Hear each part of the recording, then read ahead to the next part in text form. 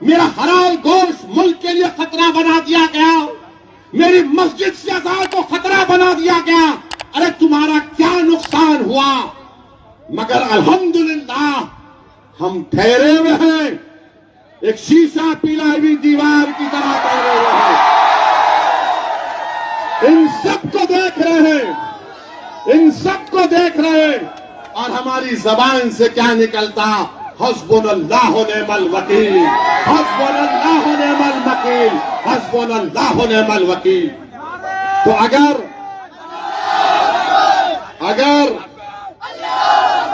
ये आपकी सोच होगी तो बराबर हम तैयार हैं, मगर अगर आप ये समझेंगे कि 16 चौधरियां बैठकर एक बड़े चौधरी से मुकाबला करेंगे तो नहीं होगा।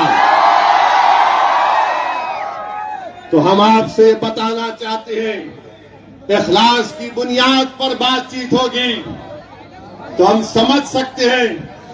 अच्छा ये बताओ आप कि इम्तियाज जलील है, बीजेपी और संघ परिवार को 21 साल से औरंगाबाद की पार्लियामेंट की सीट, जो औरंगाबाद के पार्लियामेंट हल्के में कोई विकास डेवलपमेंट नहीं होता था, कुछ नहीं होता था।